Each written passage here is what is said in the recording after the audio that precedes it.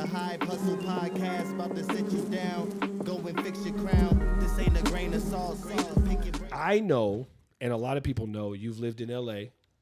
Right. You've obviously lived in other places. What would you consider your favorite dance scene? I shifted the question a little bit, but in the U.S., what's your favorite dance scene? Ooh, that's a good one. Because I know you've traveled other places besides L.A. and Vegas. Yeah. So what would be your favorite place you've been?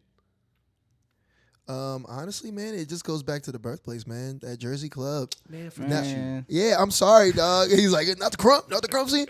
Nah, man, honestly, that Baltimore club, Jersey club, because like I grew up on it. And when I moved, like it was no more for me. So I didn't have it anymore. When you go back. Yeah. So now that it's popular, like everybody's dropping like the Jersey club, Baltimore club, like that's hot right now. Yeah. But we were doing that in middle school and high school. Yeah. So, you know what I mean? Shout out to Club Shampoo when we was out there in Philly for the young 17. You can be 17 and get in. Like a teenage club. It name. was, bro. Club Shampoo. Wow. Anybody I thought watching Frozen this? 75 was bad because that was Vegas's Frozen 75. Yeah, that We've sounds talked like- about that on a previous episode, but Club Shampoo? Yeah, Shampoo in Philly, bro. So in anybody Dallas- from Jersey in Philly right now knows exactly what I'm talking about. And it's like, yo, chill out. In Dallas, we had Club 17. That's so basic. Yeah, 17. Oh, 17 and 17 up. and under, huh? Yeah, that's it. I can't.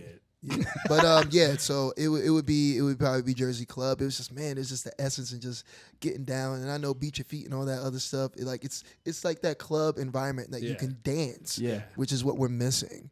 You know what I mean? People don't dance anymore when they go out. So I think that's what I miss. And it's just like the essence and just the cadence of it all. Not the cadence, but just just the essence and just bringing people together. And we're all You're a like, party person.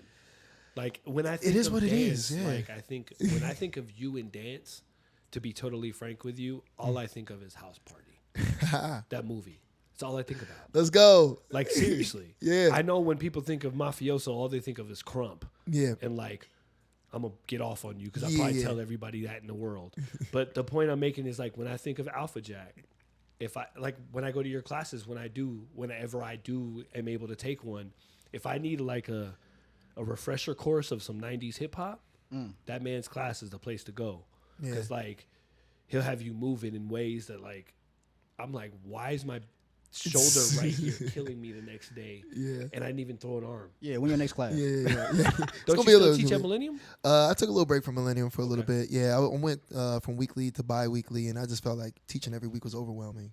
You know, especially when you got stuff to do. You're like, dang, man, I really need these 2 hours to get X, Y, and Z done. Like, or I don't feel like, you know, and you also want to be more appreciated too. I think once you do things on a regular weekly basis in such a smaller community, and depending on if they even are familiar with the culture, they tend to be like, oh, he's always going to be there. I'll just do it next week. I'll do it next week. That's why I don't teach weekly Crump anymore. Yep, and people just push it off to the side, and before you know it, you're kind of like, you got decent numbers, and that's a whole nother ball game. Like McLovin said, people got to start dancing for the soul. Yeah. People take classes for a different reason now. Yeah. They don't take class. Like when we were coming up and we took a Crump workshop, we wanted to learn something from that person. Yeah. I'm going to go on the website. Okay, who's teaching today? Okay, I'm going to teach this, and this because it's going to help me in my career. And that's not a bad thing. I'm not saying that in a way like, oh, that's a bad thing.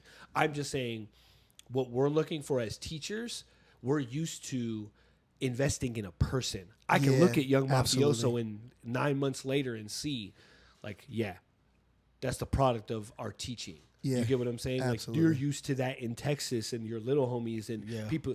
We're used to the brotherhood and the the camaraderie and student teacher type of feel. Like Lamont has been my teacher for 2 decades. You know, not just in dance. Yeah. There's been times I beat him. There's been times he's beat me. But we understand that camaraderie. Yeah. And that's what I think we search for, and you can't get that at a weekly class. No. Unless if I feel like you're working with specific students.